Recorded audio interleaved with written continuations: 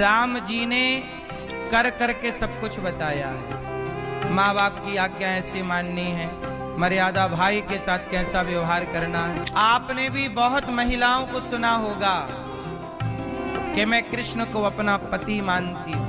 जो स्त्री मीरा जैसे कृष्ण को पति रूप में प्यार करती हैं, अब बताओ कृष्ण को उन्हें पति के रूप में मिलना चाहिए या नहीं? भगवान को अपने भक्तों के वरदान को, उनकी इच्छाओं को पूरा करना रहता है। भगवान राम से एक स्त्री और विवाह करना चाहती थी।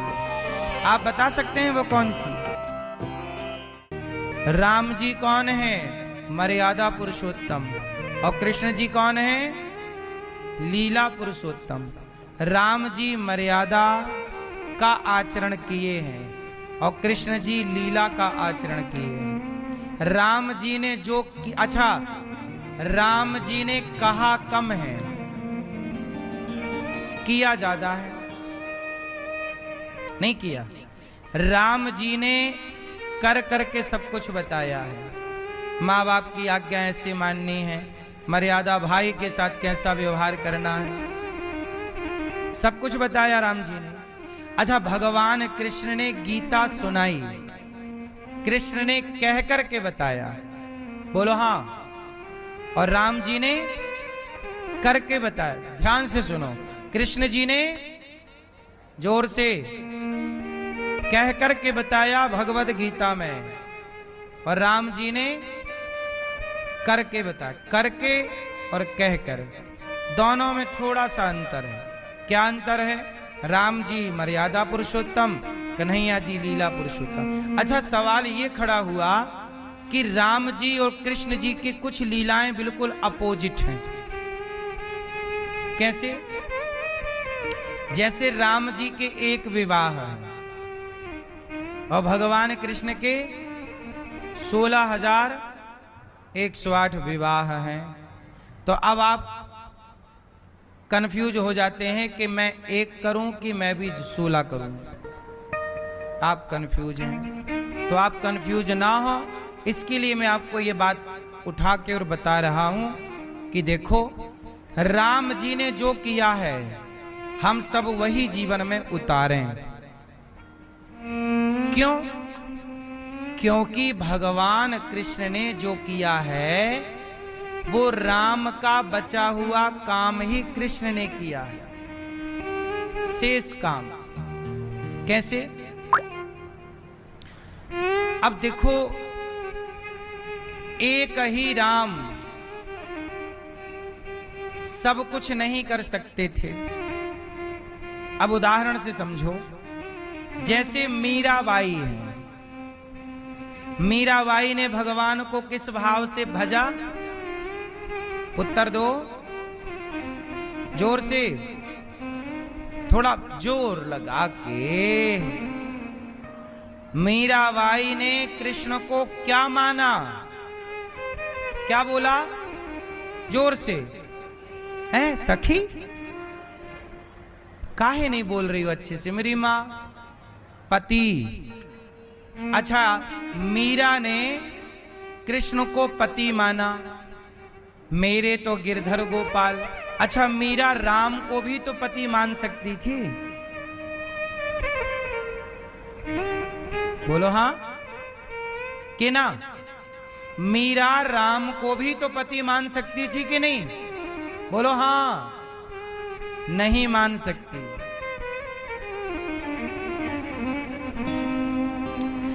आपने भी बहुत महिलाओं को सुना होगा कि मैं कृष्ण को अपना पति मानती हूं, लेकिन आपने ये ना सुना होगा कि कोई ये कहे कि मैं राम को अपना पति मानती हूं।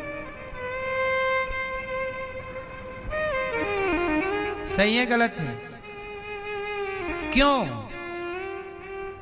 मीरा जैसी स्त्रियां जो कृष्ण से प्रेम करती हैं और भाव पति का रखती हैं, वो केवल मीरा नहीं, मीरा जैसी आप भी हो सकती हैं। मीरा जैसे कोई आपके अगल बगल में कोई बहन बेटी कृष्ण के प्रति पति का भाव रखने वाली बहन बेटी हो सकती है।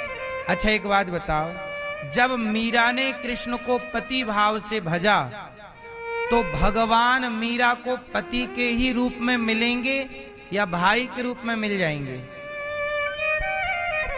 बोलो। जाकी रही भावना, तो जब आप पति के रूप में भजोगे तो पति के रूप में ही मिलेंगे।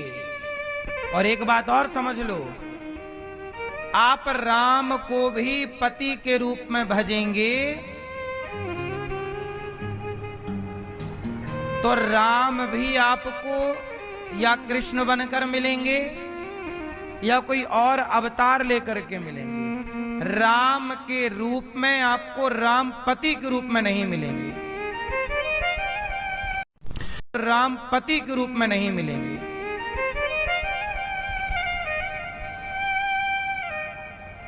बोलो हाँ।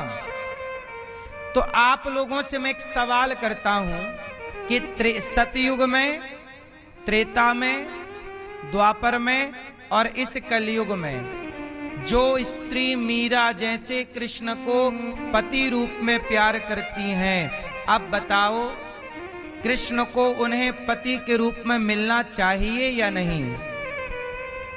उत्तर दो, उत्तर दो, बोलो। मिलना चाहिए कि नहीं? भाई मीरा को कृष्ण पति रूप में मिलने चाहिए कि नहीं? जोर से।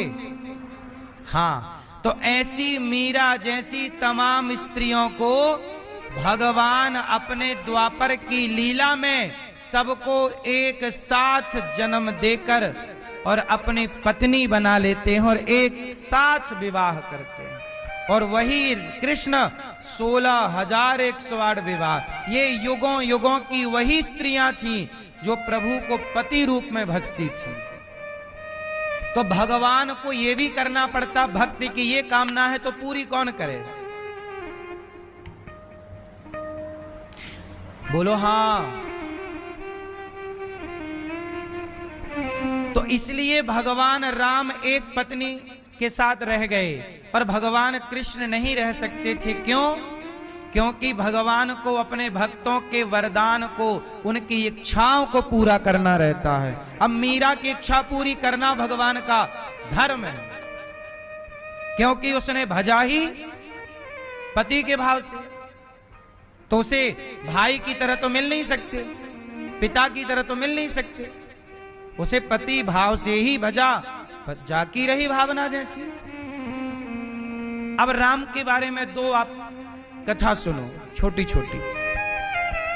राम को दो लोगों ने सीता मां के अतिरिक्त पति के रूप में चाहा। ध्यान से सुनना। और भी लोगों ने चाहा, मैं और थोड़ा विस्तार कर दूं। जब राम विवाह करने गए सीता मैया से, तो जनकपुर में जितनी स्त्रियां थीं उनमें से कुछ स्त्रियों ने राम को इसी भाव से देखा, क्या ये मेरे पति होंगे?